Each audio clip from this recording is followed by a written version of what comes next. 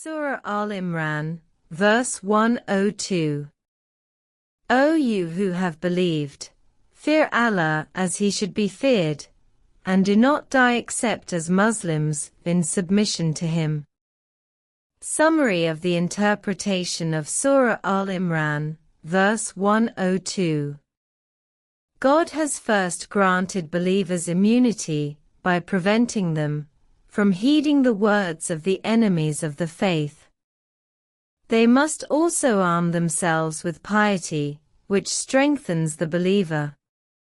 Piety is protection. A believer protects himself from God's punishment by obeying his commands and avoiding what displeases him. It is from God's mercy upon the believer that he always maintains the steadfastness of his faith, so that he remains strong and can overcome the enemies of the faith who try to mislead him. God also protects him until he admits him to paradise. If the believer fears his Lord, he will attain paradise and be protected from his punishment. Therefore, God commands believers to be pious and to fear him as he should be feared. This means that your faith, O believer, should be unwavering and steadfast. Fearing God as he should be feared means following his path. By following his path, God is obeyed and not disobeyed. He is remembered and not forgotten. He is thanked and not denied. The verse continues God's command to the believer not to die except as a Muslim. We know that the time of death is known only to God, not to humankind.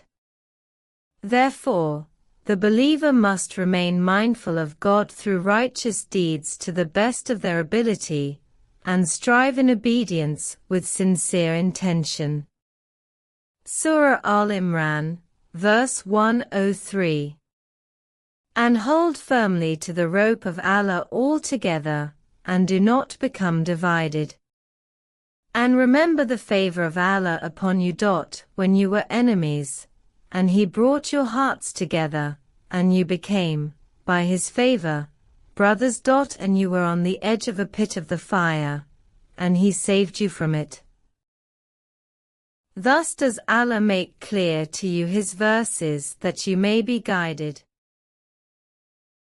Summary of the interpretation of Surah Al-Imran, verse 103. This verse demonstrates God's mercy upon the believers, urging them to hold fast to the rope of God altogether. That is, to adhere to God's religion and to hold fast to the Quran. And do not be divided. Do not quarrel, do not form factions, and do not return to the enmities of the pre-Islamic era.